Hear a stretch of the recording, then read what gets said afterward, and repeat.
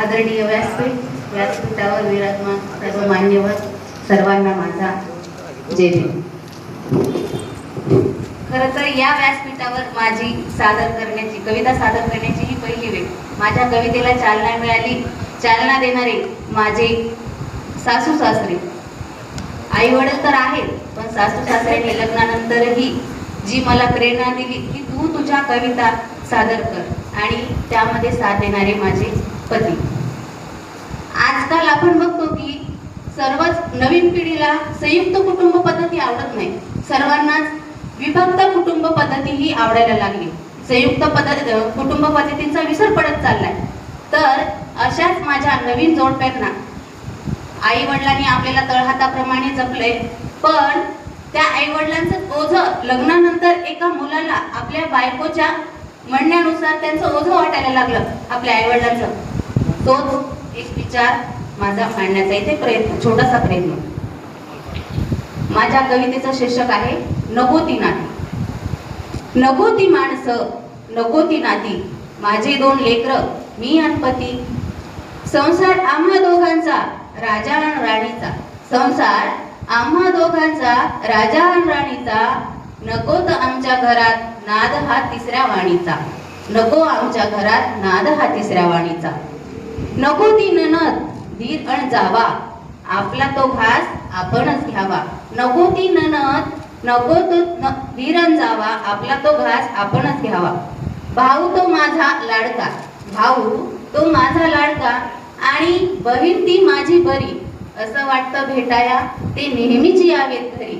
लक्षात घ्या, आपली बहीण भाऊ म्हटलं की ते आपल्या घरी येऊन नेहमी। हे घरात आमच्या फुलं छान आणि बाहेर नुसते काटे, घरात आमच्या फुलं छान आणि बाहेर नुसते काटे। न येवत घरात आमच्या असे नेहमीच वाटे, न येवत घरात आमच्या असे नेहमीच वाटे। नको ती सासू आणि घरात सासरे, नको ती सासू आणि घरात सासरे। आई वडील माझे आहेत तेच बरे, आई वडील माझे आहेत तेच बरे। इथे त्या मुलाने, जो मुलगा आपल्या पत्नीचं ऐकून काय करायला लागला, विभक्त कुटुंब पद्धतीमध्ये राहायला लागला, त्याच्या मनातील बोल आहे, नाहीत रे ते परके आहेत तुझेच आपले, नाहीत रे ते परके आहेत तुझेच आपले। फरक आहे एवढाच ते नात्यांच्या आड लपले, फरक आहे एवढाच ते नात्यांच्या आड लपले। एकत्र असून सोबत नाही, मन कुणाचे जुळत नाही। असंच असतं का कुटुंब? खरंच मलाही काही कळत नाही। ठेवू नकोसा आशा होईल तुझी निराशा, ठेवू नकोसा आशा होईल तुझी निराशा। नाते फक्त स्वार्थापायी, हीच का नात्यांची परिभाषा? 4 दिवसांचा खेळ सारा, मग आवरायचा असतो पसारा। 4 दिवसांचा खेळ सारा, मग आवरायचा असतो पसारा। सुटते ती दावण आणि सुटतो तो कासरा।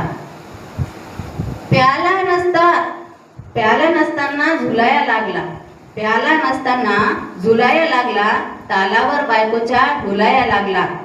चितही तिचीच आणि तिचंच पट, चितही तिचीच आणि तिचंच पट।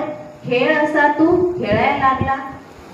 शेवटी जाता जाता, स्मशानात तू एक खेळाडू बाकी सारे दर्शक, स्मशानात तू एकटाच खेळाडू बाकी सारे दर्शक। यालाच म्हणतात जीवनपट, मृत्यू हेच शीर्षक, यालाच म्हणतात जीवनपट, मृत्यू हेच शीर्षक। धन्यवाद।